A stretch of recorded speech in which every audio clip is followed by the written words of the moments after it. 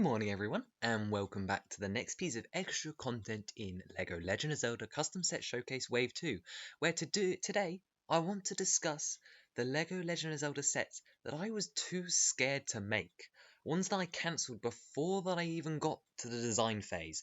Now this one includes stuff like the Water Temple, which here on this channel has become fairly infamous for being unfinished, but these are the sets that didn't even make it off the drawing board because I was too scared, or they were too weird, and well, there's quite some interesting ones here. So have a listen and let me know in the comments if there's any here that you'd like me to save as part of my fan series of revival sets that I'll be doing at some point here on the channel.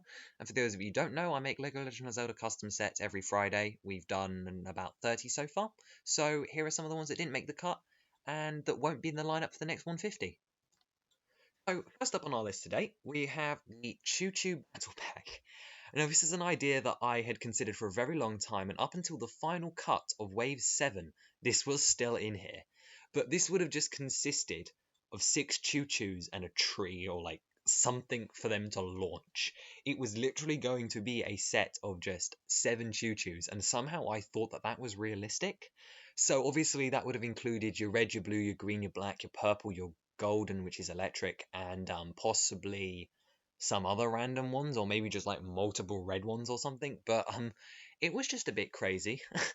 I'm not quite sure where I thought this was a good idea, but it lasted a long time, and there was originally going to be a set full of choo-choos. No more. I mean, unless you guys choose to save it, I will save a set if I get enough praise for it in the comments.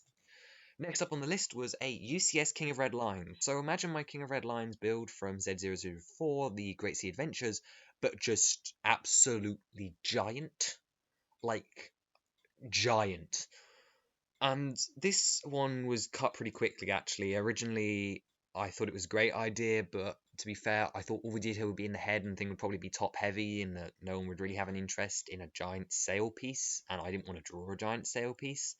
So I cut the idea, but it was on the table for a while. Yeah, I wanted to make a giant UCS King of Red Lions, just like the UCS Batmobile. Next up, there was another UCS set that I was toying around with, and this one didn't make the cut either, in favor of another one that did. The UCS Spirit Train was also on my mind, and this was on my mind right up until I made the original Spirit Train set, Z019, which you can see in the corner, at which point I decided absolutely not. The minifigure scale one was hard enough to do, and while you could argue that doing it bigger would be, well, easier, it wouldn't fit on normal Lego track. It would be ridiculously oversimplified because the angles are so low polygon, and well, the colors are just all wrong, and it wasn't a fun set to make in the first place. So no UCS Spirit Train, unfortunately. Next up was a set based off the original Hyrule Warriors, and my original concept for this was just to chuck like 100 Bokoblins in a box and the Hyrule Warriors link, which you can see on that box art there, and just call it a set. But the best got the better of me, and originally I then settled on having like what 5 Bokoblins link and some scenery, but even that got culled eventually when I realized there's no hugely interesting set pieces that aren't already part of the Zelda universe that I could include from Hyrule Warriors. So the Hyrule Warriors link will still appear at some point because it's a figure I do want to draw, but no 100 Bokoblin sets, anyone. Next up was the Kakariko Graveyard, which was a set that again was kept up until very recently. Now don't worry, there is a Kakariko set coming, but it was one or the other, and this one lost. So this set would have been based around that little slope where Dampé walks. You would have had Dampé's hut. There would have been some removable gravestones, which a Style Child or a Poe could pop out of. And then behind the graveyard, you would have had one of the crypts, which probably would have had a Redead. And this actually links into an upcoming idea that you'll see on the list, but this was then replaced by a more generalized Kakariko set, which will appear in the showcase waves in the future. But this set would have contained a Style Child, Poe, Young Link, and Dampé. Dampé will also appear in another set, but this graveyard set just really didn't make the cut.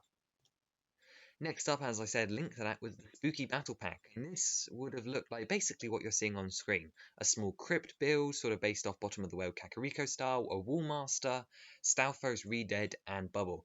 And this was actually here up until, again, the final sort. The Spooky Battle Pack was going to happen, but it got replaced or eclipsed by the Shadow Temple. As that became a bigger dungeon set, I got rid of the Spooky Battle Pack in favour of just making that set much better. And also, it was a bit weird to have two of them here when you've already got one. So, the set understandably got cold. And yeah, as I said, it's just evolved into the Shadow Temple. Next up was a particular minifigure. So these are some more rare occasions. So the Salvage Corp from Wind Waker were originally meant to appear in Z004, the Great Sea Treasure Hunt. They were going to be in addition to the island, but my piece count was already maxed, so they got culled and Telescope Man replaced them in the minifigure slot. Or should I say, Old Man Ho-Ho. Next up, Girahim 1 was supposed to appear in Z0003, the CMF series, but then the Fire Sanctuary was picked, and I decided that it was a bit stupid to have Girahim 1 in the CMF and Girahim 2 in the Fire Sanctuary, so that got changed as well. And Girahim 3 was supposed to appear in CMF 2. I had drawn this figure back when I drew Girahim 1 and Girahim 2, just for future use. And the reason I'm sharing it with you is because he will appear later in the showcase, but he was originally supposed to appear in CMF 2, which is on the horizon, but then they changed minifigure series from 16 to 12 figures, so he got culled. Next up, King Boblin was also supposed to appear in Z0026, and I don't know if he'll actually ever appear again, but this set, Prince Rallis Wagon Escort, was supposed to include the wagon, the Bulbo Archer, and then King Bulbin's Grey Bulbo and King Bulbin. But it did not suit the mold budget or the part budget for this set, and I did not want to have second Bulbo really, so it got culled, which is a shame, but he'll appear later, I'm sure. Onto elements of sets which got tweaked or ended up completely different to originally planned.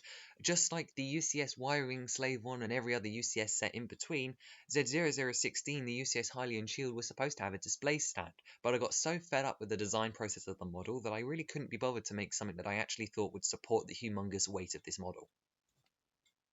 Next up is Z0022, the Ganondorf Arena, which was severely modified. Originally, it was this kinetic sculpture set, Z0022. Originally, I wanted it to be the arena, which you can see in the picture on the right, with the yellow techie borders, some crashed boulders, and then your three figures, Link, Ganondorf, and Zelda. But, well, that very quickly changed when I realized how boring a playset that would be and how little would be able to be achieved with a £20 price tag. So in the end, we settled for a offbeat kinetic sculpture for people that want to just get the minifigures. And then, as one of our last facts of the day, the Bulbo which appeared in Z0026, Prince Wallace Escort, that we previously mentioned, was originally going to appear in Z008, the Wolf Link Attack, to beef out that set. But in the end, I decided to cut that part's budget down so it would only be a £10, £15 set, and the Bulbo could not be included with that Arbiter's Grand sort of camp style set. And then last up on our list today is an element that was missing from Z0011, the Guardian Attack. Originally this set was based off the central tower area and would have contained some of those pillars which could have been exploded, maybe even another enemy which could have been attacked by the Guardian. So really I just wanted to include some ruins that the Guardian could shoot at and Link could hide behind. But again, this oversaw my piece budget for a long way, and the Flickfire Missile and the Guardian's Eye will just have to do. Wow, my old box art really wasn't great, was it? Anyway, that's going to do it for our video today. These are all of the things that I cancelled for our LEGO Legend of Zelda set showcase. Hope you found some of these interesting, and if there's anything you want to save or see redone, let me know down in the comments and they will make it into my fans choice wave, which will be done at some point once we have enough ideas. There's already a couple of ideas on that list, thanks to some loyal subscribers. Like Lobster Bricks and other names like Brick Wizard Studios. And I'd love to see your suggestion to join the list. So let me know what you want to save down below, and I will see you next week. Bye bye.